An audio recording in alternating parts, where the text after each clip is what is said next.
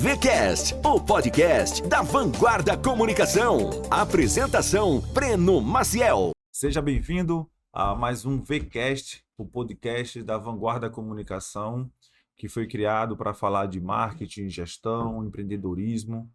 E estou aqui com o meu convidado de sempre, o nosso amigo Leonardo Marcel, que divide a luta diária comigo lá na agência. É um grande redator, um grande gestor, psicólogo do Breno. Quando o Breno está nervoso aí. Tá na hora de pedir um aumento agora, acho que vou aproveitar essa chance aí.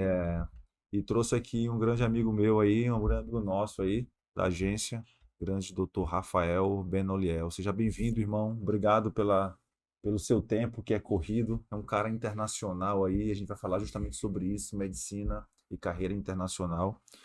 E muito obrigado pela sua presença aí, Rafael. Bom, Breno, aos amigos que nos assistem, antes de mais nada, meu muito obrigado pela audiência, pela paciência de estar aqui ouvindo o que a gente vai ter a falar. O que a gente vai tentar trazer o que há de melhor, de mais moderno e principalmente de mais interessante para que as pessoas tenham o estímulo de perceber que podem mudar de vida sem correr riscos.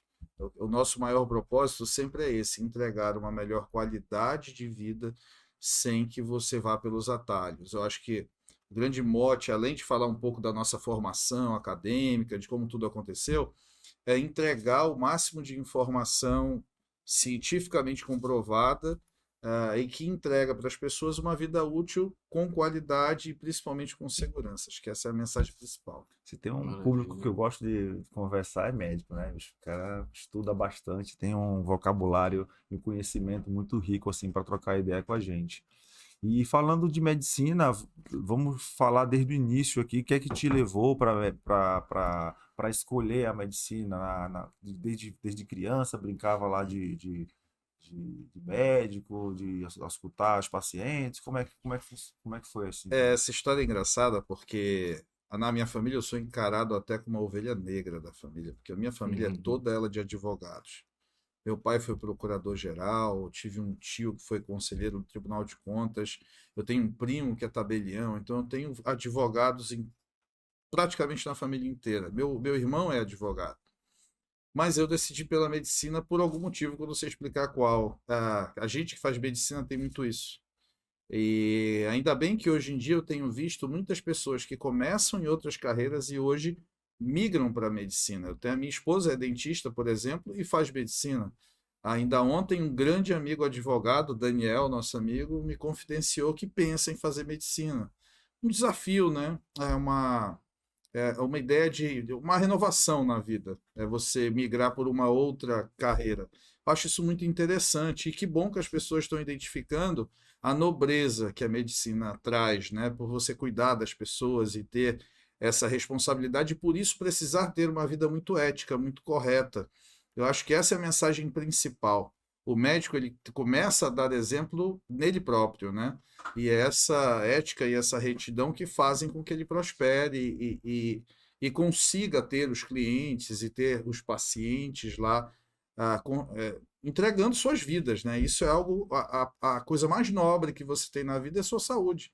A sua, de seus familiares e das pessoas que você ama. Você sabe bem disso. Sim. Então, quando você entrega isso na mão de alguém, é preciso que você tenha realmente muita confiança nela. Mas voltando para o porquê de ter feito medicina, eu sinceramente não sei. Para mim é muito mais fácil dizer porque eu fiz a medicina do esporte. A medicina do esporte apareceu na minha vida quando eu era ainda acadêmico de medicina, no 4º período, ou seja, 2º ano. Eu fui convidado por um grande amigo a fazer um estágio como médico do saudoso São Raimundo Esporte Clube, lá em 98. Olha que legal, rapaz. Entrei no São Raimundo em 98 e só saí em 2012. 98 é a época áurea ali do São Raimundo. Foi quando né? a gente subiu, foi o ano Legal. do acesso à Série B. E ficamos lá por 8 anos, né? Não foi por acaso.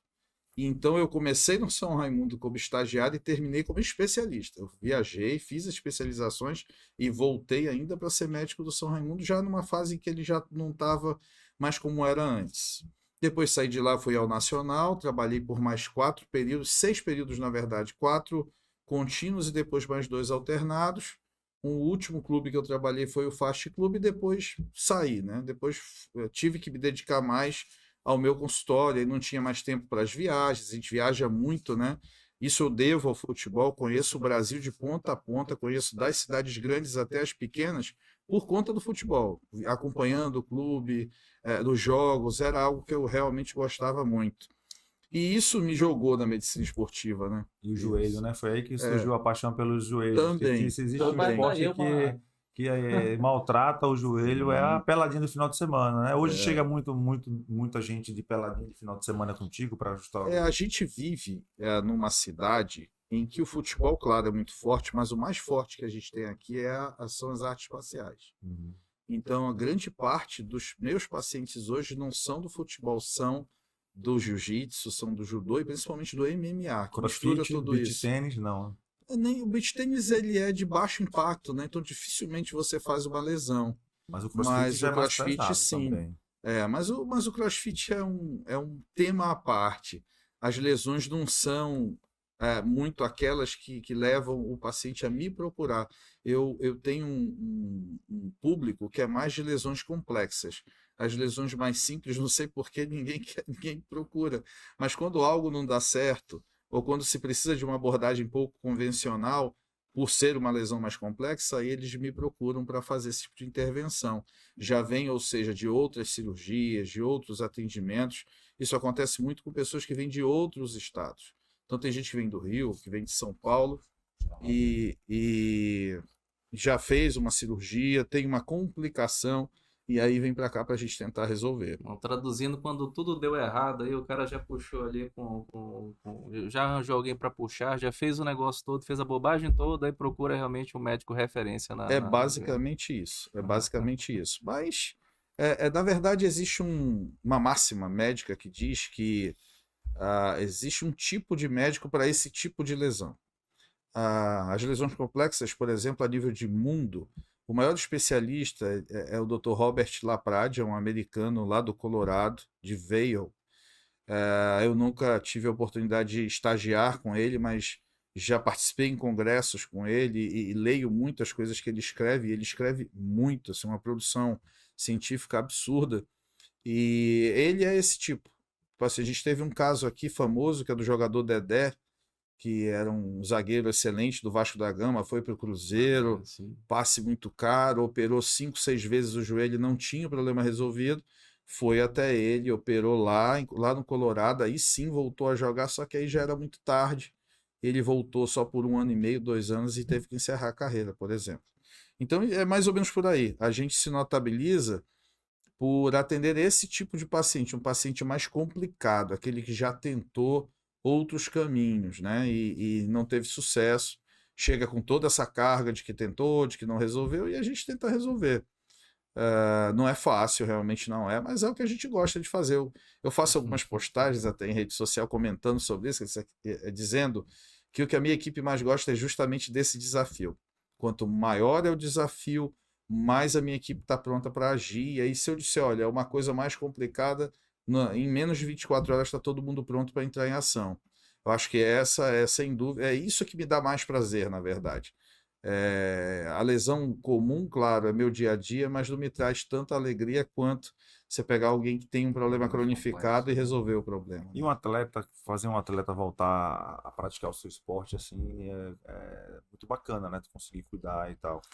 Sem Tu dúvida. estás tentando, hoje a gente está no marketing, né, que a gente tem uma parceria, a gente está expandindo, né, os teus serviços, não deixar apenas como sendo visto como joelho, o cara especialista do joelho, mas sim que tem vários outros problemas que você consegue estar resolvendo aí dos seus pacientes. E aí, quais são esses outros sintomas, assim, que as pessoas te procuram e você está conseguindo dar uma assistência bacana? Está conseguindo atingir o objetivo de não só aparecer paciente de joelho, mas outros tipos de situações também contigo? Eu acho que o que a gente mais conseguiu entregar nesse meio tempo é justamente a ideia de que a medicina do esporte não é apenas cirurgias de joelho.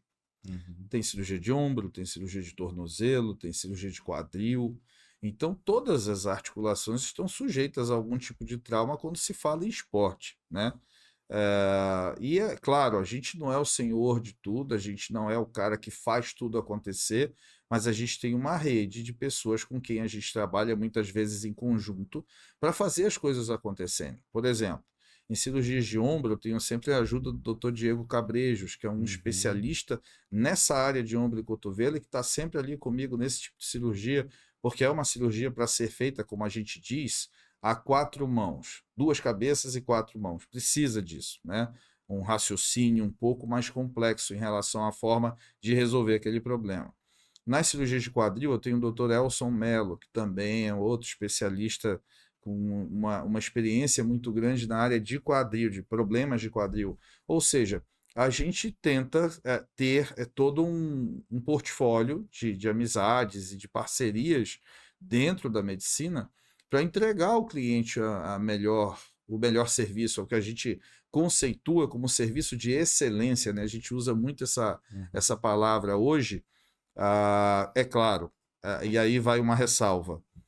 Copiando, não, plagiando em parte o que o nosso grande amigo e mentor Carlos Oshiro usa muito, aquela questão da nova economia e da velha economia, eu brinco com ele e digo que eu estou conceituando o que seria então a nova medicina frente à velha medicina. A velha medicina era aquela em que você chegava e a tua única solução basicamente era uma solução cirúrgica. Você chegava e dizia, isso aí não tem jeito, tem que operar, ou colocar uma prótese, ou fazer uma cirurgia de raspagem, sei lá o quê. Muitas vezes de forma paliativa. Às vezes você não ia entregar a solução final. Você ia ganhar tempo, mas com cirurgia. E eis que isso surgiu num serviço em Los Angeles bem conceituado, que começou a entender que se a gente agir mais de forma preventiva e menos invasiva, a gente conseguia evitar a cirurgia. Ou seja, você usa o próprio corpo do paciente para reequilibrá-lo com agentes que são comuns a ele, como o ácido hialurônico. O ácido hialurônico que a gente injeta nos joelhos é algo que todo mundo tem dentro dos joelhos. Só que você perde ao longo dos anos. Então o que a gente faz? A gente só repõe. A gente não está medicando nada, eu só estou devolvendo ao teu joelho aquela vitalidade que você tinha 20 anos É atrás. o mesmo ácido hialurônico dos cosméticos, por exemplo? É parecido. É basicamente a mesma coisa, Sim. porque a função primária dele é de preenchimento de espaço, né? Por isso que se usa também muito em cosmese. Mas no nosso caso, além do preenchimento de espaço, a gente tem a questão da redistribuição mecânica de cargas, nutrição das estruturas internas do joelho. Então tem outras funções mais nobres Esse até do que tratamento é essa. recente? Você foi pioneiro nisso. Eu lembro que quando eu comecei a ouvir falar nisso, foi com você, nas suas postagens, tudo. Faz quanto tempo O mais isso? engraçado é que a primeira vez que eu vi fazer foi em 2007. Então não é novo.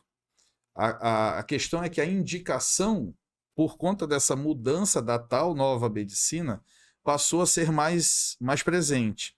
E por que a gente fala nova medicina? Porque essa medicina ela foge da cirurgia e busca no processo regenerativo, ou seja, induzindo o teu próprio corpo a responder àquela determinada evolução desfavorável, conseguir a cura, seja ela provisória ou permanente, mas é o teu próprio corpo quem se cura. Isso é muito legal, sabe? Isso é muito legal porque se a gente pensar na nutrologia, o pessoal que faz esse reequilíbrio de bases alimentares, tanto de proteína, tanto de carbo, tanto não sei o quê, isso funciona também quando você pensa em vitaminas, em sais minerais, em ácido hialurônico, em glicosamina, que é a matéria-prima básica de formação da cartilagem. Então a gente hoje consegue manipular essas variáveis e evitar a cirurgia literalmente. Eu tenho pacientes que chegam ao consultório já com a indicação cirúrgica, tipo, com tudo na mão, dizendo, olha, doutor, vim aqui com o senhor porque eu preciso fazer uma prótese do meu joelho. Eu disse, você já tentou fazer o tratamento alternativo, condroprotetores orais, a glicosamina intraarticular, o ácido hialurônico intraarticular, que a gente chama de viscosuplementação? E aí o cara diz, não, nunca tentei, ou se tentei não deu certo e tal. Então vamos tentar, vamos ver qual é. E nessa brincadeira você ganha 3, 4, 5, às vezes 10 anos, sem a necessidade iminente da cirurgia e da A minha prótese. mãe foi um desses Tua mãe casos, foi um né? exemplo disso. Minha mãe saiu dele, e, assim, ela tava muito. Minha mãe já estava no grau de ficar o dia todo no sofá com gelo no joelho e tudo, e não conseguia andar. E foi com o Dr. Rafael. No mesmo dia ficou meio doloridozinho. Então, no outro dia ela foi comemorar no shopping, andando no shopping inteiro Com a neta. com a neta e ainda voltou tem essa a. vantagem, que o restabelecimento é mais rápido, então, né? Cara, Que é menos invasivo, né? uma felicidade assim gigante Legal, de cara. O alguém que a que gente tava. fala é que o propósito é devolver qualidade de vida imediata ao paciente. Vou contar aqui um caso, tá nas minhas redes sociais isso, porque foi um caso muito interessante, até para mostrar que isso, apesar de parecer ser algo muito caro ou inatingível, a gente arrumou um jeito de tentar bacanizar, tentar diminuir o máximo possível os valores e conseguiu um protocolo específico, num valor mais reduzido para chegar ao maior número de pessoas possível. E eu tive uma paciente que é agricultora de Ipixuna, que viu pelas redes sociais, e isso tem sido absurdamente enobrecedor para mim. Eu tenho tido uma expansão muito grande de clientes no interior do estado, não é fora do Amazonas. Aqui mesmo, eles vêm de lá buscando esse tipo de tratamento. E aí a família se reuniu, trouxe a avó, né, a matriarca da família, que é uma agricultora. E ela veio e foi lá e chegou se apoiando com uma bengalinha na mão, muita dificuldade para se mexer. Eu lembro que ela sentou no sofá assim com um rostinho triste, assim meio chorosa, e é isso que fica na nossa memória. Aí a gente indicou, ela foi, a família fez um esforço muito grande para conseguir levantar o valor. A gente, claro, tentou reduzir o máximo que pôde. E hoje ela tem mais ou menos 90 dias de evolução, e da última vez em que ela esteve, ela fez questão de gravar um vídeo agradecendo.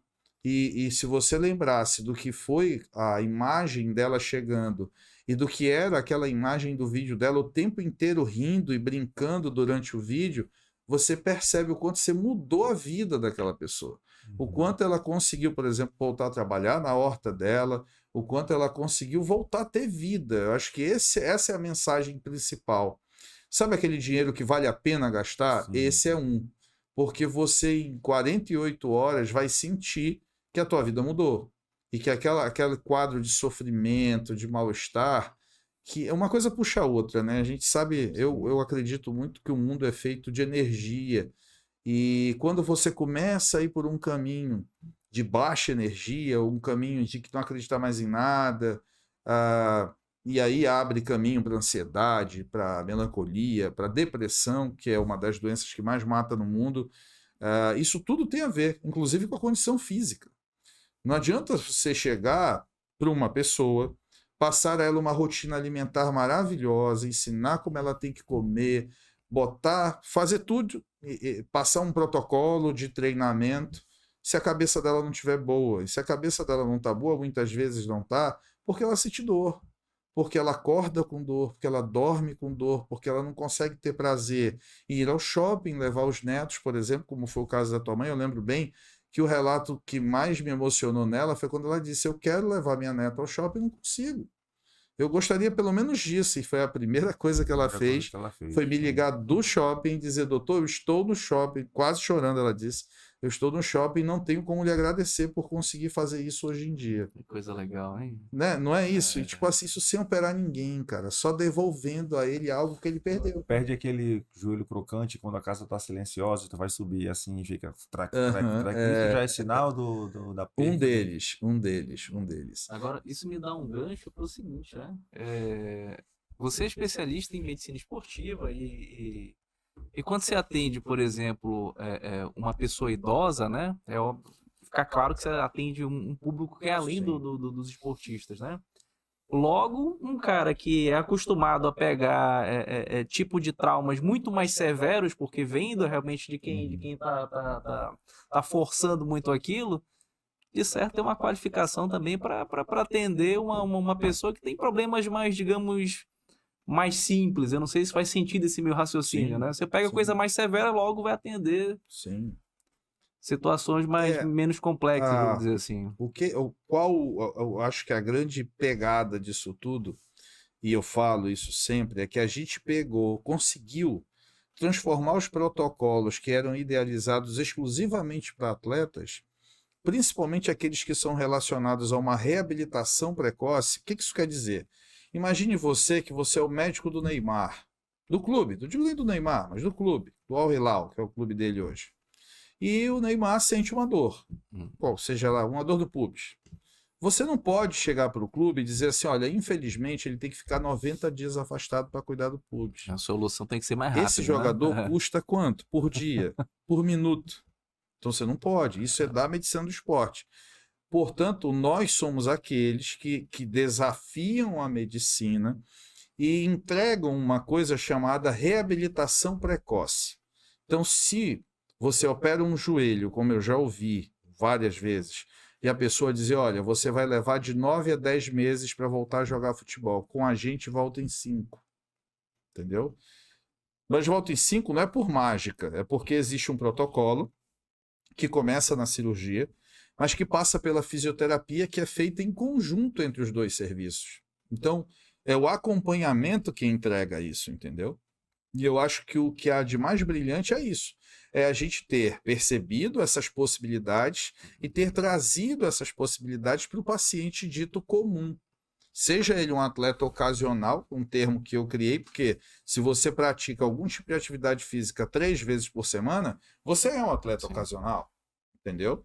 Então você tem que receber, você pode receber um protocolo desses a seu favor. E você não é o Neymar, mas você tem suas prioridades. Você precisa ter a função do seu corpo devolvido o mais rápido possível para que você volte a produzir, a levar dinheiro para sua casa, a aumentar sua produção. A grande sacada foi adaptar a medicina esportiva para dentro do paciente comum. Acho que isso, sem dúvida, é o que a gente faz de melhor. Nesses 20 minutos de bate-papo aqui, incontestavelmente a gente percebe pela sua experiência, tudo, a parte muito técnica da medicina, né? Que é o que você estudou muito para isso. Só que a gente percebe que só a técnica, ela não é ela não só é responsável pelo sucesso de um profissional.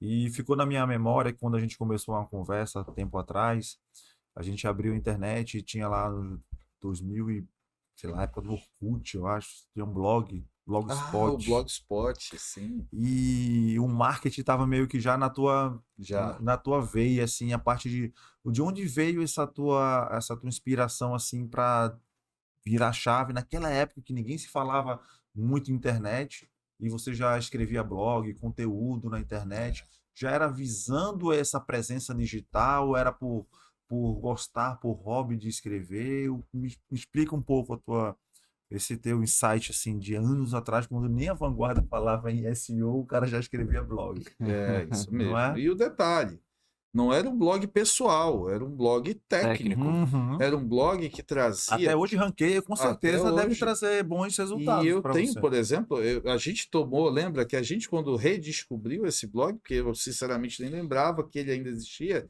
ele é de 2007. Exatamente.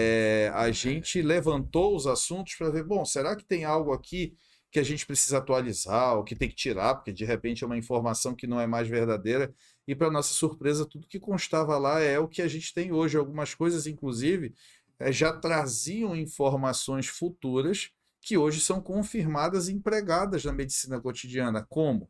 Tem um artigo, eu lembro, que é como é que é? A verdadeira suplementação para atletas.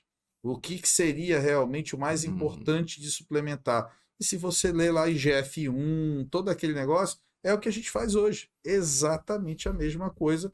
E isso tem aí praticamente 15 anos. 15 anos.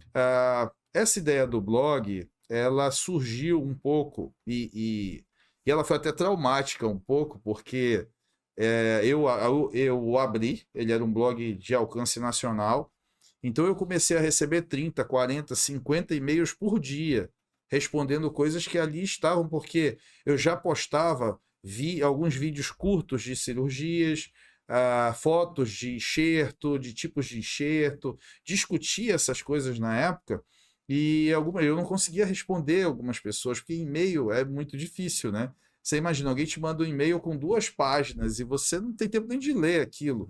Hoje a gente está falando de Instagram, que as pessoas mandam uma pergunta em 2 linhas. Aí você tem como responder. Mas naquela época não. E aí eu comecei a ser muito atacado por isso. Tipo assim, não adianta perguntar porque ele não responde e tal. Tô falando em 2007, imaginem isso. E já naquela época, o meu intuito era apresentar para as pessoas a medicina do esporte. Já era mostrar como a medicina do esporte podia ser importante na vida das pessoas. E aí, o mais engraçado é que eu só fui fazer medicina do esporte em 2010. 3 anos depois, eu fui realmente me especializar em medicina do esporte.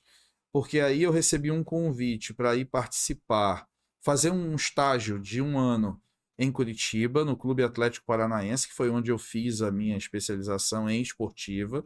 Eu, ao mesmo tempo, fiz cirurgias do joelho e medicina do esporte no mesmo ano. E dentro do Clube Atlético Paranaense, que hoje não tem mais nem esse nome, né? Hoje ele chama só Atlético, eu encontrei o maior centro de treinamento que o país tinha à época. Eles tinham uma estrutura que era algo inimaginável para aquela época. Hoje você tem o Atlético Mineiro com um bom centro, você tem o Flamengo, você tem o Fluminense, todos os clubes investindo nisso, mas 10 anos depois do Atlético. Imaginem isso. Máquinas de estudo isocinético, que a gente chama de Cybex, que a gente nem tem em Manaus, eles tinham 4 já naquela época. O que é isso? É pegar o atleta, colocar numa máquina, medir a potência muscular de forma comparativa entre grupos musculares específicos do membro inferior. É a tal dos músculos de core, coordenação e equilíbrio e tal, para desempenho. Eu lembro que eles gastavam já naquela época, por ano, 2 milhões de reais de orçamento, isso em 2010, com a parte médica exclusivamente. Então não é à toa que o Atlético é o que é hoje, né?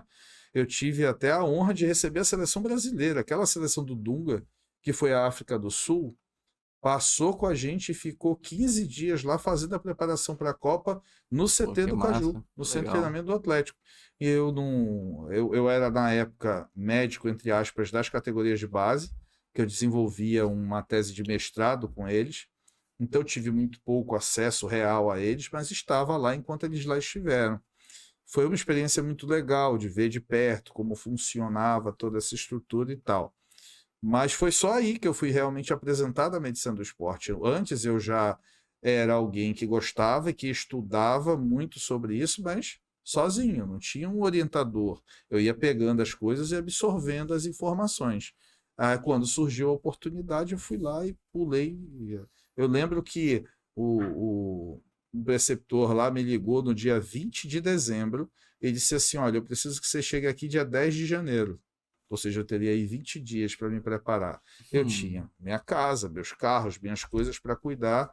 Aí eu disse, chefe, não dá, são 20 dias apenas para eu me preparar. Ele disse, cara, se você não puder, tudo bem, eu só vou ter vaga para daqui a 2 anos agora. Eu, não, então eu vou. Vendi apartamento, vendi carro que custava 100 mil por 10, por 20, sei lá, para não perder a oportunidade, mas fui. Fiquei 1 ano só estudando, nem trabalhar eu trabalhava, era só para estudar. Comia pizza todo dia, mas não trabalhei para me dedicar 100% a essa formação, que era o meu sonho. E eram 2 ao mesmo tempo, quer dizer, era muito mais difícil. E a gente conseguiu, graças a Deus deu tudo certo. Aí quando eu voltei para Manaus, eu voltei com esse conceito. Medicina do esporte muda vidas. Aí eu lembro de uma academia muito famosa daqui de Manaus, e que eu já era dessa academia desde que ela abriu, e eu voltei a vê-la. Então eu cheguei na academia um dia, olhei, tinham 5 pessoas do salão, lembro até hoje. Eu olhei de cima, assim, vi 5 pessoas, eu olhei e disse assim, cara, Manaus não está preparada para o que eu tenho a vender, né? Que é essa coisa da medicina esportiva, da vantagem do exercício e tal. E eis que, há 5 anos atrás, a internet ganha essa força que tem hoje, e aí entra a questão de eu ter visto esse potencial lá atrás, mas isso ter ficado muito latente. Eu estou falando de 2007 até 2017, 10 anos pelo menos, isso ficou inerte. E a partir de 2017, aí a internet começou a desempenhar um papel primordial em mostrar o quanto você muda a vida das pessoas com a prática de atividade física, com boa alimentação, com a questão do sono. E isso é da internet, o mérito é da internet, isso não tem a menor dúvida. Nem nós médicos conseguimos passar isso, mas a internet conseguiu. E aí, quem que conseguiu? Os praticantes, os profissionais de bodybuilding, os atletas profissionais, cada um foi para lá contar a sua história, contar a sua rotina. Aí os profissionais de educação física, os dentistas, e aí todo mundo começou a ver nisso aquilo que eu tinha visto anos atrás, que se você usasse isso para disseminar essa ideia, acima da propaganda estava a educação continuada, Sim, que a gente sim. chama, que é levar a educação para o máximo de pessoas possível, porque isso acaba voltando para você. Uhum. E isso me fez. Isso foi a parte mais impressionante da minha escalada dentro dessa área, que foi a pandemia. E aí a gente fala da. É aquele ditado que diz que é na dificuldade que você conhece o desbravador, né? E eu vi meu consultório fechado, as cirurgias eletivas foram todas suspensas, porque os leitos dos hospitais precisavam ser usados para pessoas com Covid, e eu vi nisso uma chance. Eu disse: olha, eu posso ser útil, apesar de ser ortopedista. Então eu morava meio aqui, meio dos Estados Unidos nessa época, e eu comecei a lá nos Estados Unidos pegar os guidelines do John Hopkins e de grandes hospitais diariamente, que traziam informações sobre você faz isso, faz aquilo, não toma isso, toma Eu aquilo e lembro. tal. E eu comecei a fazer vídeos, até longos, porque não tem como você falar rápido disso. Então, vídeos de 7, 10 minutos, fazendo única e exclusivamente uma coisa, dizendo o que realmente havia de científico no mundo. Se estão dizendo para você tomar cloroquina, não tome, não existe comprovação. Mas faz a prednisona? Faz, a partir do 7º dia. Quer dizer, essas informações não saíam da minha cabeça, óbvio, saíam de grandes entidades de pesquisa, mas eu só pegava isso de lá, traduzia e entregava ao público com uma linguagem mais fácil. Eu saí de 2.000 e poucas pessoas para 33 mil pessoas, como eu tenho hoje. Eu De posso um imaginar, público naquela alto. época tava todo mundo muito Sim, sedento de fazia vídeos que em informação, um dia tudo, né? tinham 20 mil, 30 mil visualizações. Ah, E o meu intuito, eu vou ser muito sincero a vocês, era acalmar as pessoas. Porque existia uma histeria muito grande e muitas vezes com muita bobagem. E eu dizia: parem com isso. O que eu estou falando para vocês está no artigo tal, foi publicado no New England, foi publicado em revistas sérias, foi validado por pesquisadores realmente importantes. E isso, eu sempre tive esse medo. Tipo assim, não vou também falar uma bobagem, porque daqui a 3 anos, quando se souber exatamente o que é, vão dizer: tá, ó, tu foi lá falar aquele negócio daquela época. Não corra esse risco, porque eu citava a fonte e a referência, né? E foi nessa época que eu explodi dentro de rede social, e por isso tem lá tanta gente ainda hoje olhando as coisas que a gente coloca. legal. Isso é prestando serviço público. Eu cheguei a dar entrevista para Israel, na época do pico da segunda onda aqui, por exemplo, porque eles não entendiam como é que a gente tinha passado tão mal pela primeira e mesmo assim tinham sido Repetido aquele atingidos de mesmo. uma forma tão grave na segunda.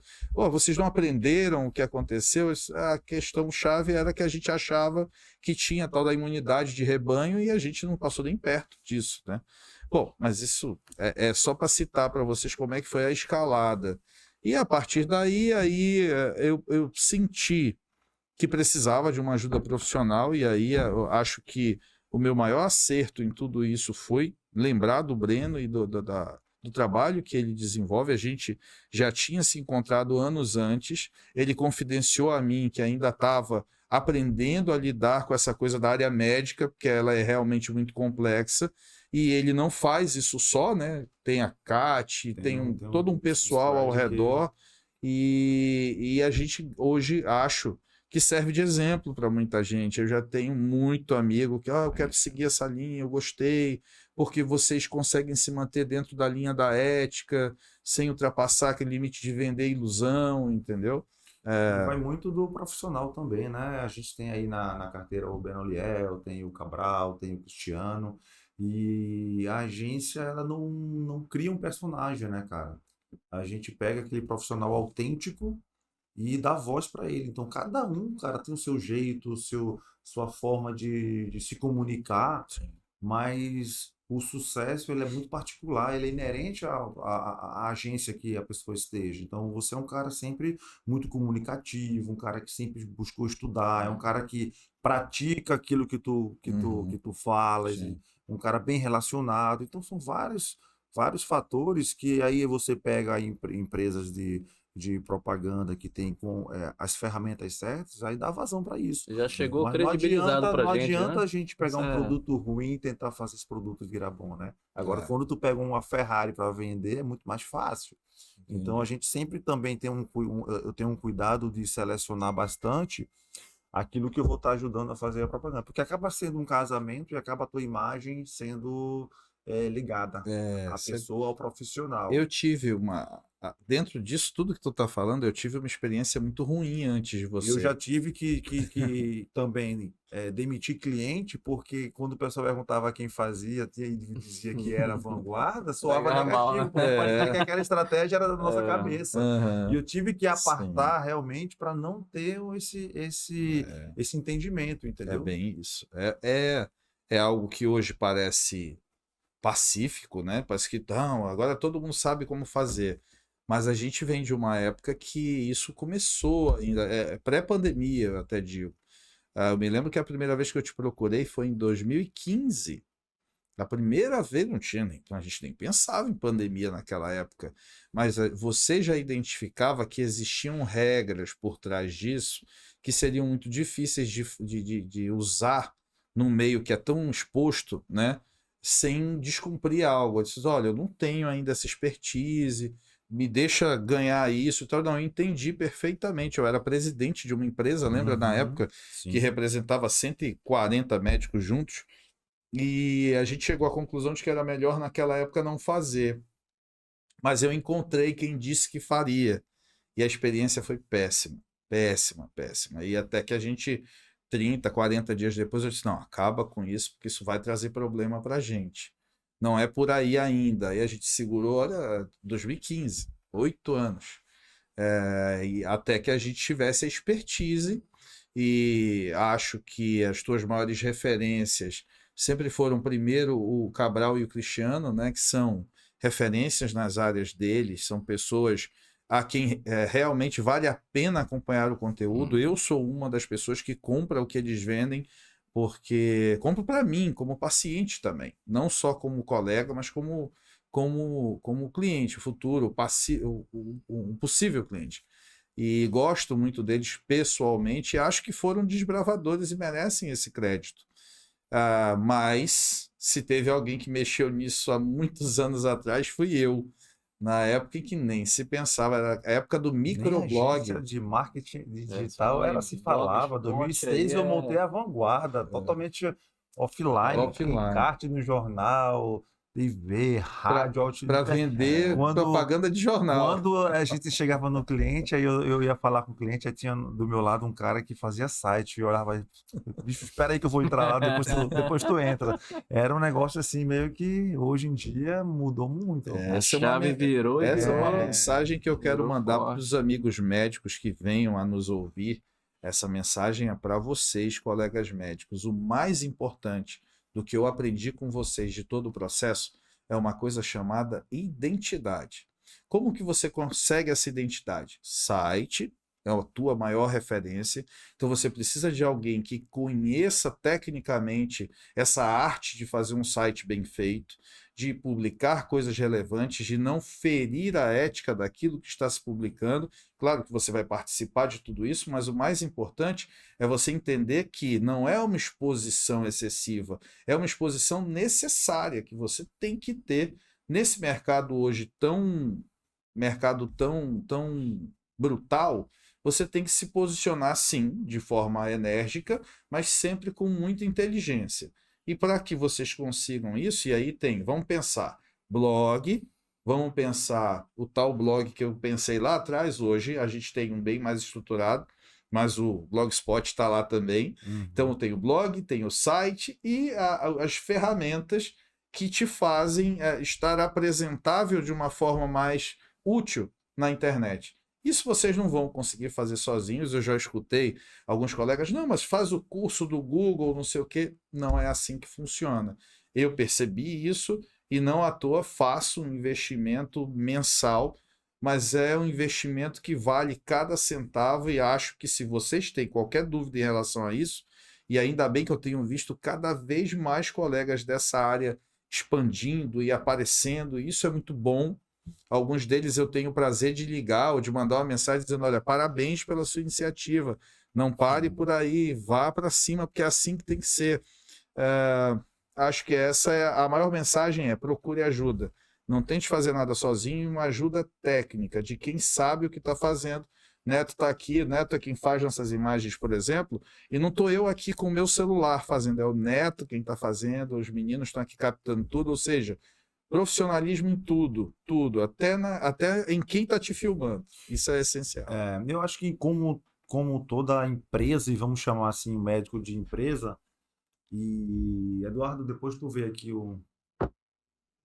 tá sumindo a VCast, Propaganda da a Samsung. propaganda do VCast aqui. Samsung aqui, né? E o que acontece? Depois você cortar não, tá? Pode deixar. Pode deixar. Frescura não.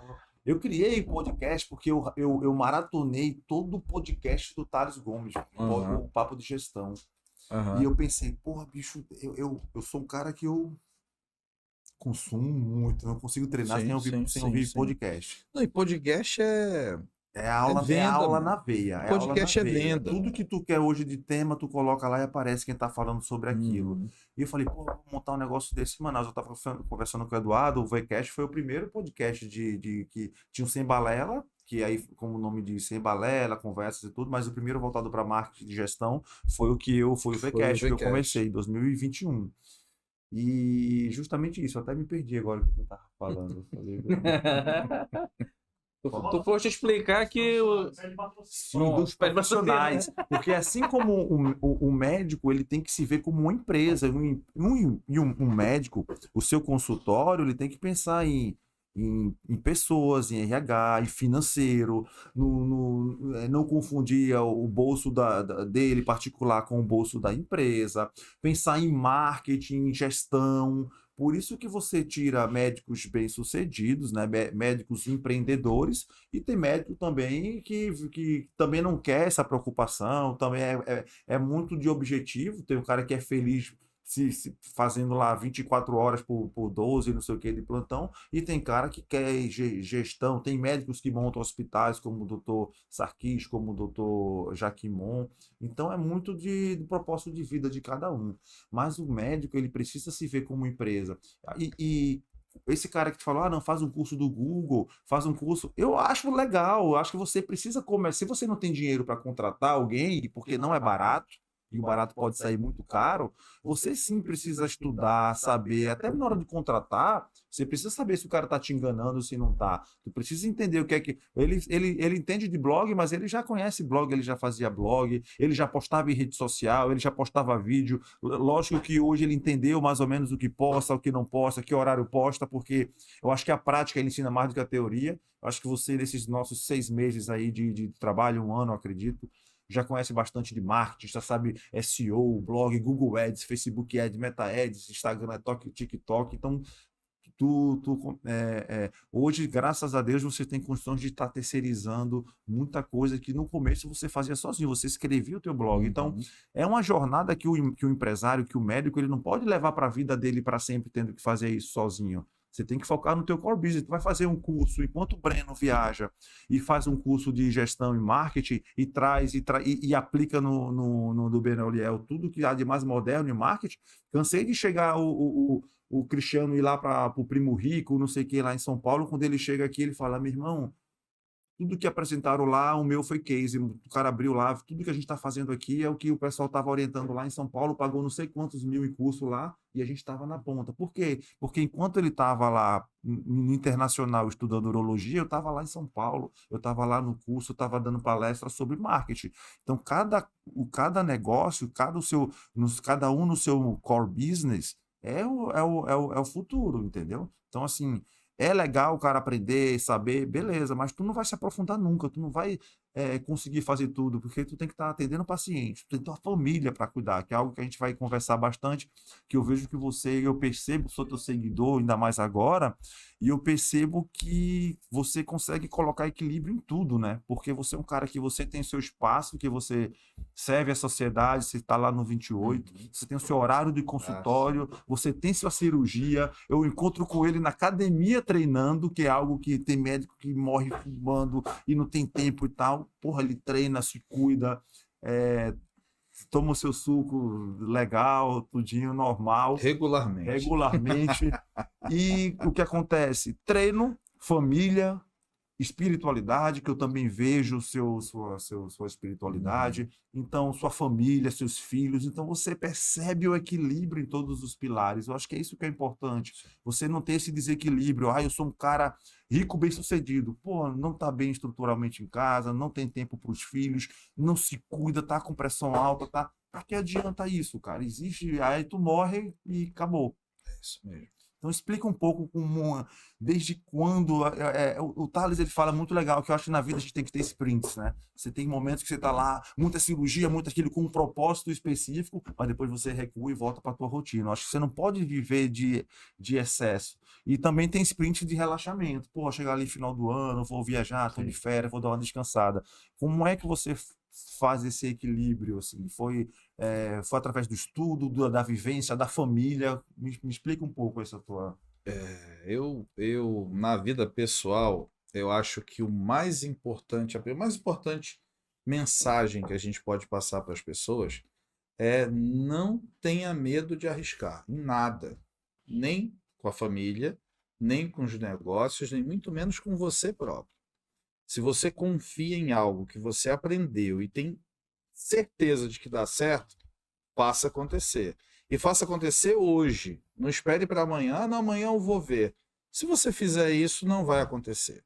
Então, ideia, a gente tem toda hora. Mas se a gente não tirar ela do papel, ela não acontece. Existe um equilíbrio, como você falou. Eu acho que isso é primordial. Isso começa na tua família. Começa naquilo que você tem dentro de casa. A nossa casa é o recanto, é onde a gente chega para descansar e para recobrar as energias para ir para a rua, para mais batalhas e mais vitórias e mais conquistas, como eu falo sempre.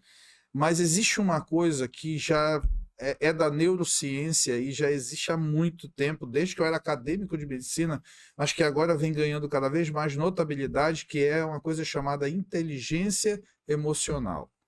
Se você tem inteligência emocional, você conquista absolutamente tudo que você quer. Como é que isso funciona? É mais ou menos assim. E não é difícil. Nós somos autônomos, então a gente vive daquilo que a gente produz. Existem pessoas felizes em fazer um concurso público, terem ali um salário garantido, e elas vão viver o tempo todo, a vida toda, como o meu irmão, que entrou no Banco do Brasil com 15 anos de idade, se aposentou com 46 anos como gerente e hoje é aposentado. Tem uma vida absolutamente tranquila, não é um salário maravilhoso, mas suficiente para ele, para a esposa, os filhos. Um é médico, o outro é também bancário, e deu certo, ok. Eu não faço muito essa linha. Eu sou o cara que todo dia tenho que conquistar uma coisa nova. Então, eu sou aquele que precisa mais da inteligência emocional. E o que vem a ser a inteligência emocional? A inteligência emocional passa muito por uma coisa chamada pensamento positivo. Acho que isso é o mais importante. Então, e o mais engraçado é que eu lembro lá, eu com 8 anos de idade, eu vim morar com meu pai. Eu morava antes com a minha mãe, vim morar com meu pai, e foi quando eu vim a Manaus. E uma vez eu cheguei para o meu pai, e meu pai disse assim: olha, amanhã eu vou sair para te deixar na escola às 7 horas, mas você precisa acordar às 6 para se arrumar, tomar banho e tal. E eu disse: mas pai, tu não vai me acordar? Aí ele disse: não, você tem que acordar só. E a gente está falando de uma época que não tinha despertador, essas coisas, entendeu?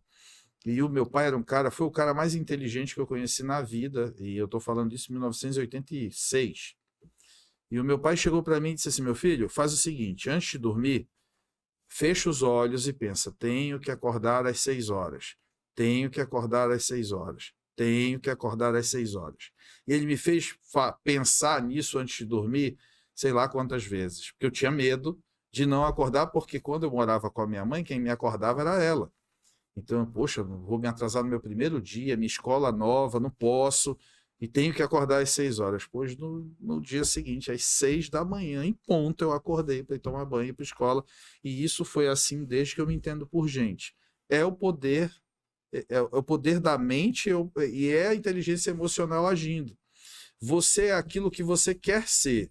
Se você sair de casa e disser assim, essa semana eu vou conquistar 200 mil reais de faturamento, você consegue 200 mil reais de faturamento. O Breno sabe muito bem como é que isso funciona. Se você sair e dizer, pô, essa semana não tá legal, acho que não vai dar, eu acho que eu vou ficar devendo, eu não vou pagar essa conta, eu não vou conseguir pagar minhas contas, você não vai pagar suas contas. Essa é a verdade. Se você olhar para a tua vida com negatividade, você só vai conseguir negatividade de volta. As pessoas até confundem isso às vezes com fé. Eu vi uma pessoa muito inteligente que eu gosto muito conceituando a fé, em que ele dizia assim, a fé é algo que você não pode comprovar. Tudo que você não pode palpar e comprovar, você diz, é a fé. Mas a fé nada mais é do que o pensamento positivo, a força do pensamento positivo. Quando você diz assim, se você tiver fé, vai acontecer. Se você tiver pensamento positivo e confiar em você, vai acontecer. A lei da atração, né? Exatamente. Aí tem os livros, O Segredo, Lei da Atração. O que eles tratam, basicamente? É a nossa energia. É a gente fazendo acontecer. E a gente faz acontecer antes. Então, o universo realmente conspira a teu favor se você assim fizer. Se você sair de casa pensando que não vai dar certo, não vai dar certo. Isso é a maior máxima do mundo. Nos momentos mais difíceis é que você vai ver que isso realmente funciona. Que naquela hora que tu pensar em te desesperar, tu vai dizer, calma, respira, vamos pensar numa estratégia. Se não está acontecendo, tem algo que eu preciso fazer. O que eu preciso fazer? Eu tenho que trabalhar mais, eu tenho que pensar mais, eu tenho que entrar na internet, eu tenho que mandar uma mensagem de WhatsApp para alguém, eu tenho que sensibilizar meu público com alguma coisa, entendeu? O quanto é muito de energia, mas é muito de atitude também. Só que tem a ver com energia. Se você não pensa positivamente, não vai acontecer. Hoje eu estava falando com um prestador de serviço lá da agência sobre isso, né? Que às vezes a gente fica cansado de querer para as pessoas mais do que elas querem para si mesmas, né? Falei, pô, bicho, quem é que me motiva? Quem está acima de mim aqui, a não ser os meus clientes, mas eles não mandam eu ler, eles não mandam eu estudar, eles não mandam eu fazer um curso, eles não mandam eu contratar uma mentoria, mas eu sei que se eu não fizer, eu não vou conseguir manter, porque para conquistar não é difícil, todo mundo quer experimentar o novo. Não é? Se eu chegar aqui contigo amanhã, chegar um cara e oferecer uma proposta que vai triplicar o faturamento do Rafael, com marketing, com isso e aquilo, tu vai dizer, negão, beleza, mas eu vou testar o novo aqui, mas se o cara não conseguir, tiver capacidade de manter, daqui a pouco você volta. Então, o difícil não é conquistar, o difícil é tu manter, o tal do LTV, né? Lifetime Value, é ficar com o cliente evitando o cancelamento, o churn, prova de valor. Então, assim, é muito. E dentro de uma empresa, hoje a gente tem quase 100 prestadores de serviços, é cansativo, né, Léo? A gente vê a nossa luta, né, das pessoas estudarem, a gente agora está implementando inteligência artificial na empresa, nos setores, tudo. E eu vejo muita gente fica com medo, né? Pô, será que isso aí vai tirar meu emprego? Será? Eu falo, cara, vai sim. Tu vai perder teu emprego para uma pessoa que usa inteligência artificial. Porque ela não veio para tomar o lugar da pessoa, ela veio para ajudar, para melhorar, para servir como norte, para dar referência. Então, acho que é muito pessoal, né? A tal da autorresponsabilidade. Você precisa ser responsável pelo teu futuro. Eu estava numa mentoria agora no que está acontecendo aqui em Manaus e num bate-papo com uns 10 empresários, um tava chorando lá, não, porque meu pai isso, não, porque a empresa não consigo isso. Eu falei, bichão, deixa eu te falar, o que tá te segurando lá? Porque tu não sai, monta o teu e faz do jeito que tu quer. Porque é muito fácil tu ficar culpando as pessoas, culpar o próximo, culpar o teu chefe, culpar o teu pai, culpar... Cara, mas tu nasceu nu e sem dente, e aí tu tem toda a tua oportunidade e ferramenta de conquistar o que tu conquistou, porque o papai faz tudo do jeito dele, não sei o quê, o cara começou do zero, construiu até aqui, e o cara às vezes quer entrar no negócio e muitas vezes quebra o negócio tradicional, tradicional que a família construiu há muito tempo, querendo inovar, querendo fazer aquilo que muitas vezes o filho teve mais condições de estudar do que o pai começou ali na mão A tal da velha desbravando, economia e da aí nova bota o economia. filho para estudar nos Estados Unidos, aí o filho volta achando que tudo que o pai está fazendo está errado Tá e ele errado. precisa mudar. É. Então, existe muito essa questão também. Então, assim, autorresponsabilidade. Se tu acha que tu faz melhor, ó, pega a tua parte, pega um empréstimo no banco, cria teu CNPJ, monta o teu negócio e faz sucesso. Te prova, entendeu? Então, as pessoas têm que parar de culpar, porque eu não subo de cargo, porque isso, cara, o mercado tá aí para todo mundo. Eu era vendedor de roupa e hoje sou dono de agência. Não sou das maiores agências, não sou, acho que tem muito caminho para eu percorrer, mas eu sou muito grato e sou muito satisfeito do caminho que eu percorri. Eu acho que eu consigo, eu gosto sempre de me comparar com o Breno, sempre, de antigamente, não com o fulano que tem outra empresa, com o fulano que tem aquilo. Eu acho que cada um tem o seu repertório diferente, todos nós tivemos oportunidades diferentes e cada um tem que medir a sua própria régua, né? Tem que medir o seu sucesso com a sua própria régua, porque é difícil eu vou me comparar com o Leonardo. Leonardo teve família diferente, né? Leonardo nasceu em lugar diferente, Leonardo estudou em escola diferente, Leonardo tem uma, a sua personalidade diferente, Isso né? aí. Tem um cara que é dinâmico, tem um cara analítico, tem um cara... Tudo é personalidade. Acho que eu tenho até um pouco de TDAH, assim, e faz parte. Eu não sou o cara de pegar uma ideia e colocar no papel, criar os gráficos, dashboard, isso tu vai me matar se tu fizer isso. Eu sou o cara de vender, de sair, de ter ideia, de arrojar, de relacionamento. Então, cada um tem as suas qualidades que, se você for colocado no local exato ali, o cara acertar onde vai te colocar, meu irmão, é sucesso. Acho que Olha, o muito lado isso. bom, assim, a gente está indo para um lado que é muito legal de conversar. Isso daria pelo menos uns 5 podcasts para a gente falar. Mas existe uma coisa muito legal, que é o entendimento da maioria das pessoas de que quando você expõe o fruto dos seus sucessos, as suas vitórias, você não está sendo pedante ou arrogante. Eu até falei sobre isso Achei numa legal a sua postagem alguns postagem dias sobre atrás. Você está tentando mostrar para as pessoas que todo mundo é capaz de conseguir aquilo, só focalizando naquilo que quer, entendeu? Tá ao alcance de todo mundo. E quando você mostra um carro bom, quando eu escutei isso hoje, o seguinte, que é assim, a nova geração é uma geração que não vai comprar carro, porque eles acham que isso é um passivo muito grande. Você botar 400, 500 mil no carro é um passivo que você bota, quando você podia estar usando esse dinheiro para viajar pelo mundo. Beleza. Eu posso ter esse passivo e posso viajar pelo mundo também. Por que não? Por que eu tenho que substituir um pelo outro? Eu não preciso disso. A vida é muito efêmera. A vida pode sair de dentro de você em 30 segundos. Guardem bem isso na cabeça. A vida, é um médico falando, a vida é muito efêmera.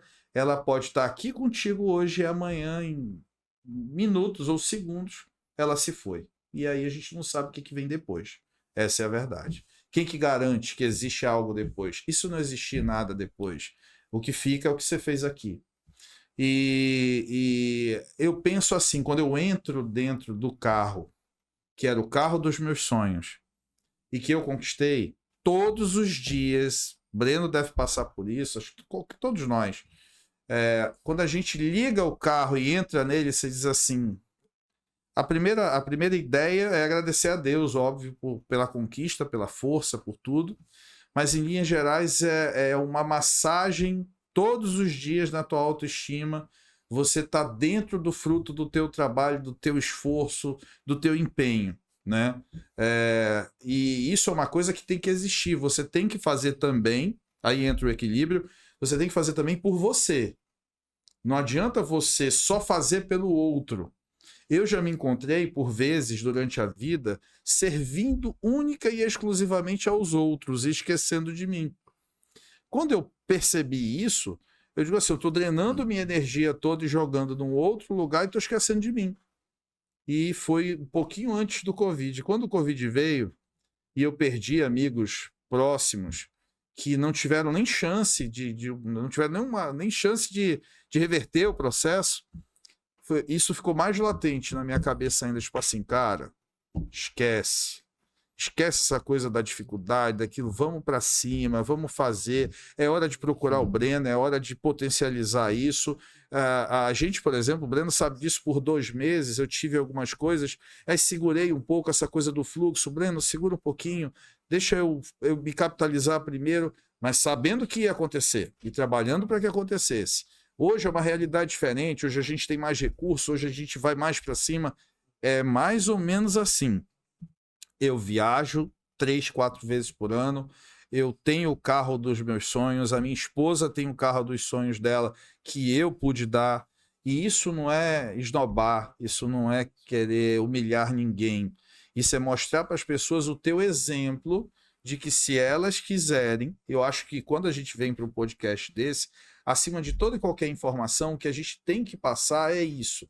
É que toda e qualquer pessoa é capaz de conseguir isso. A gente tem diversos exemplos no mundo de pessoas que vencem na vida de diversas formas, às vezes sem nem passar por um banco de faculdade. Ou quase sempre, os comerciantes. O que seria de nós se os comerciantes, né? Os comerciantes giram a economia, fazem a economia acontecer. Quem que sustenta um Estado é o comércio, é a produção também, mas mais o comércio.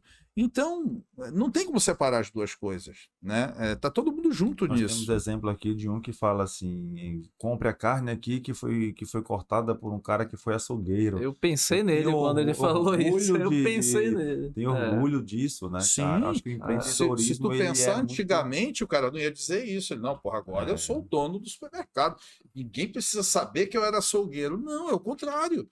Você tem que passar para o público que você venceu na vida. Isso não é dizer, não é querer ser melhor, pelo contrário, você para está se inspirar, né, colocando cara? como um exemplo, Para entendeu? inspirar as Doutor, pessoas que hoje estão naquela mesma situação e podem mudar. Como é que é a rotina de um cara que é um vencedor? A gente já falou bastante assim, sobre esse treino da mente e tudo, mas agora eu queria saber assim é casa de ferreiro, espeto de ferro mesmo? É acordar cedo? É treinar? Eu vejo muito assim essa galera da saúde, a turma da saúde, normalmente é por conta de eu acho que a turma da saúde aprende, né? Por conta de estar sempre...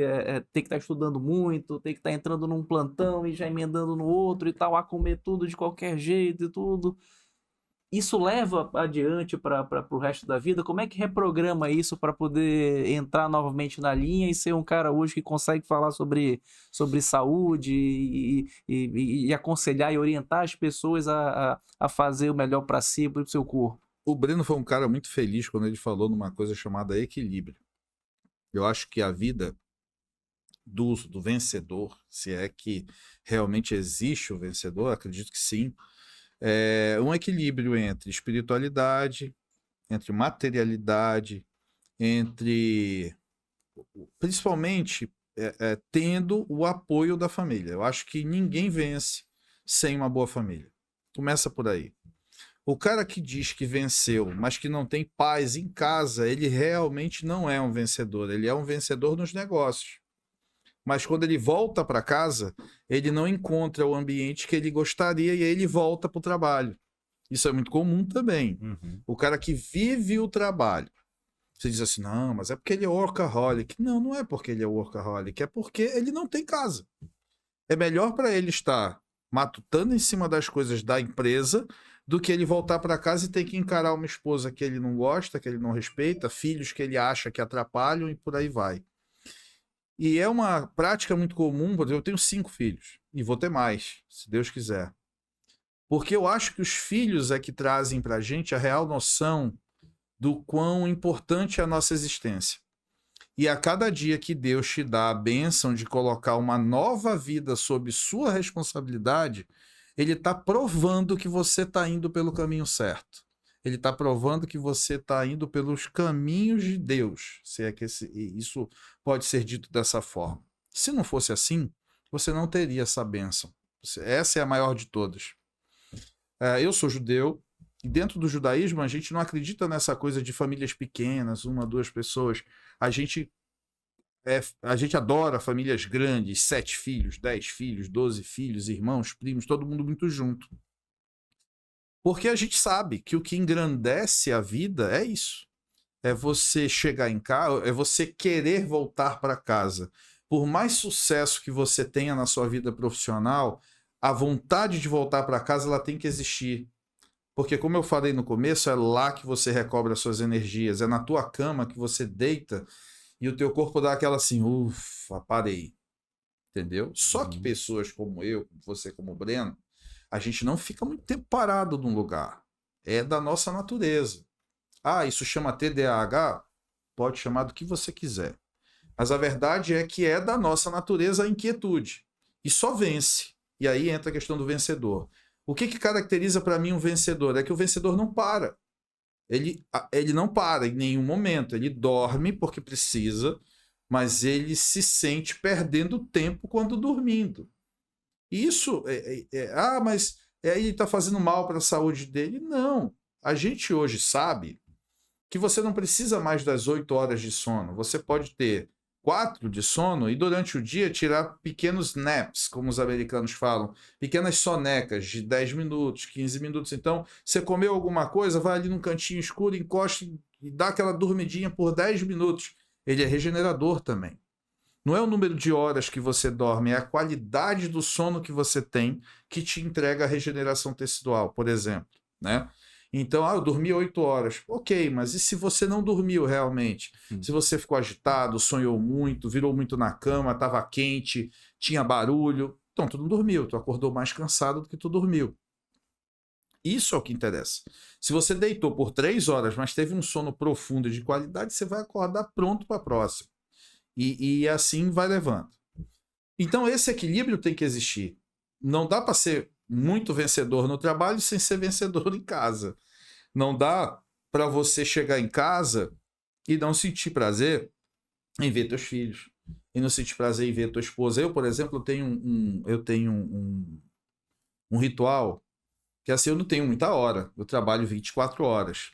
Eu vendo isso, inclusive, eu digo lá que é 24 horas e é 24 horas, meu consultório. Mas quando eu chego em casa, a primeira coisa, independente da hora que for, se o meu filho, que hoje tem 1 ano e meio, estiver acordado, eu pego ele e vou para a banheira. Eu tenho que tomar banho, então eu vou para a banheira e levo ele junto. E fico ali que seja 15, 20 minutos brincando com ele, jogando brinquedo para cima e tal. Aquilo é importante para ele e é terapêutico para mim. Quando eu saio, eu tenho um pequenininho, vou, pego no colo, beijo e tal. Ou seja, é preciso que eles sintam também o pai em casa. E ao mesmo tempo que eles sentem o pai em casa, eu recobro minhas energias. Tá vendo a importância que o filho tem? Com certeza. E às vezes eu escuto as pessoas dizendo, não vou ter filho, filho atrapalha, filho custa muito caro. Filho não custa caro, quem disse isso, bicho? O filho vai fazer você entender que você precisa ser um vencedor maior ainda, porque você vai ter que trazer sustento para você, para sua esposa e para eles. No fundo, num dado momento, você vai viver para eles. E você não vai viver para eles para deixar patrimônio para eles. Não é isso que eu estou querendo dizer. Até porque meus filhos, se depender de mim, não vão ter patrimônio nenhum para receber. O maior patrimônio que eu vou deixar a eles, e meu filho mais velho tem 20 anos. Está hoje no 4º período de medicina da UEA. É isso que eu vou entregar para eles. Desde muito jovem, eles vão ter tudo do melhor em relação à educação. E a hora em que eu vê-los encaminhados dentro de uma área de destaque, ok, era isso que eu tinha que dar para eles. Se eles vão vencer como comerciantes, seja lá como for, eu tenho, por exemplo, 2 que moram nos Estados Unidos. Um deles é superdotado e foi para lá por isso, para desenvolver esse excesso de inteligência que aqui o atrapalhava, porque as pessoas não sabiam como lidar com isso. Chegaram a conceituá-lo como autista, por exemplo, porque não sabiam lidar, né? E hoje ele está lá prosperando e indo muito bem. Então eu tenho o Júlio já na faculdade, tenho 2 dos Estados Unidos e tenho os 2 agora que são pequenininhos, estão começando a jornada. Eles são o meu motor, eles são minha motriz. É por eles que eu movimento tudo isso. Porque se fosse por mim, sei lá, acho que eu ia me contentar em comprar um carro de R$1 milhão, em ter um apartamento de não sei quantos milhões. Isso ia preencher um espaço, mas nem de longe ia entregar a felicidade. A felicidade que eu sinto ao chegar em casa e encontrá-los em escutar um papai ou mamãe, te pegar pelo colo, te pedir colo, sentar com você para comer, isso não tem preço. O carro ele Então, vai ficando velho com o tempo, né? E você vai querer trocar. O filho, quanto mais tempo você passa com ele, mais o teu amor vai multiplicando. e, mano, passa tão rápido que quando você percebe, teu filho tem 15 anos de idade, e aí você fica com saudade, você quer voltar no tempo. 80% eu vi que eu li uma vez, 80% do tempo que você fica com teu filho é na infância. É na infância. Depois ele ganha. Então, se tu tem tem que aproveitá-los, é nessa fase. E eles são a tua energia, cara. É um pedaço de ti ali fora. Ele tá ali como se fosse uma bateria extra para te dar aquela injeção que falta. Sabe quando tu pensa em voltar meio cabisbaixo e tal? Se é que isso acontece, porque a mente vencedora não tem cabisbaixo. Não tem espaço para isso. O cara que quer vencer na vida, ele não tem que ter espaço para pensar negativo. Isso foi, acho que a maior mudança que eu tive na minha vida nos últimos anos foi essa, de será que eu vou pagar aquele boleto, não sei o quê. Cara, eu nem penso nessa possibilidade. Eu só penso assim, qual é a meta? E aí é muito gestão. A meta é quanto? 100? Eu vou fazer 200.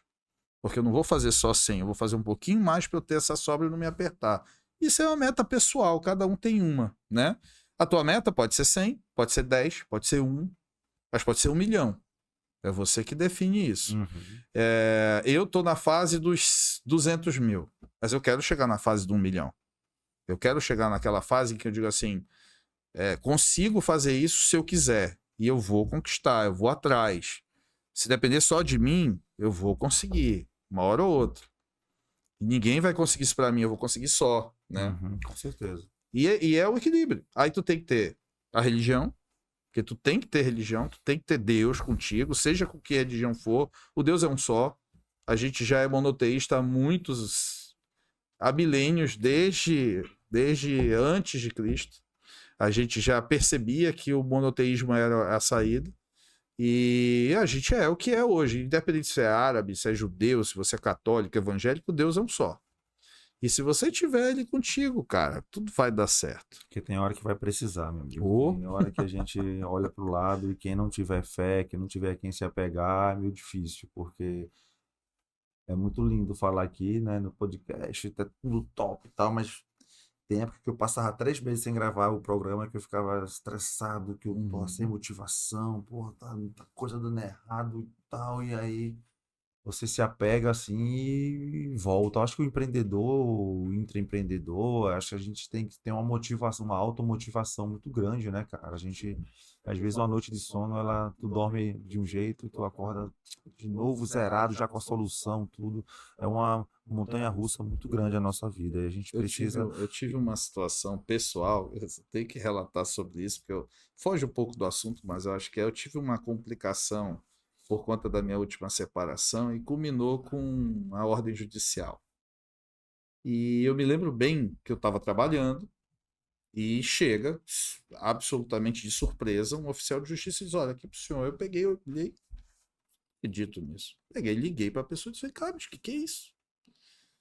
Não, porque não sei o quê, porque você merece, que é isso que você vai receber. Aí eu parei, isso assim, eu não vou potencializar a ingratidão dessa pessoa. Não vou. Eu disse, tudo bem. Então tá bom. Tu acha que esse é o caminho? Perfeito. Liguei pro meu advogado, terminei o que eu estava fazendo, fui até ele, cheguei lá, era um clima de velório, assim, no escritório. Quando eu cheguei, 4 advogados, assim, um olhando pro outro, não sei o quê, porque amanhã tu dorme não sei aonde para não correr risco, não sei o quê. Eu olhei para aqueles caras assim, sabe, pensei. E aí, dentro de mim mesmo, eu disse, esse cara não tem noção de como sair disso. Então eu só vou ter um jeito, eu vou ter que pensar nisso. Fui para minha casa, na mesma hora, tinha um plantão naquele dia, eu passei, fui para casa, a minha mulher desesperada, pô, o que houve, não sei o quê, aí eu entrei, fica tranquila, vai dar tudo certo. Fui para minha cama, juro por Deus, deitei e dormi. Deitei, não vou resolver isso agora. Deitei e dormi. Dormi. Quando eu acordei de manhã, eu disse, bom, agora é a hora de eu tentar resolver. Vamos lá, o que eu tenho? Eu tenho isso, eu tenho aquilo, junta isso, junta aquilo, fui ajeitando tudo. Faltava um detalhe, um único detalhe. Olha a força do pensamento. Um único detalhe. Eu ainda estava na cama nessa hora. Aí um amigo me liga e diz assim, porra, eu vi o negócio, o que tá vendo, não sei o que e tal. Eu disse, contei um resumo para ele. Ele disse assim, mas o que você está precisando? Eu disse, cara, tal coisa. Se puder me ajudar nisso, ele, meu irmão, agora. Me diga onde é que eu faço, tá resolvido. Eu cheguei para os advogados, cheguei, olha, tá aqui. Era isso que faltava? Pronto, entrega para ela, tá resolvido. Depois eu dou meu jeito para resolver com as pessoas que eu acabei tendo que pedir ajuda. Mas está resolvido. E ficou um olhando para a cara do outro, assim, a gente, como é que ele conseguiu isso em uma manhã? E eu consegui isso em uma manhã. E não era pouca coisa. E consegui. E pagou, pronto, resolveu o problema.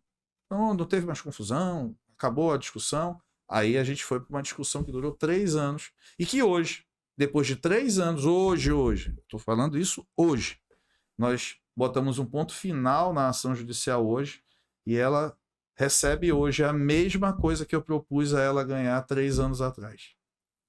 Ou seja, 3 anos de discussão terminaram numa decisão que podia ter sido tomada em um dia, lá na frente. Mas tudo bem, Deus, é o que eu falo.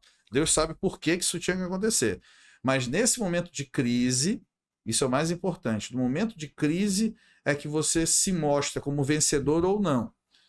Isso é a mensagem para mim. É no momento de crise que a tua alma de vencedor vai aparecer. Se você não tiver, você dá um tiro na tua cabeça, você foge, você larga tudo para trás. É nessa hora. Isso para o empreendedor é algo que acontece toda semana. Pô, não deu certo, essa venda não deu, como é que eu vou pagar tal coisa?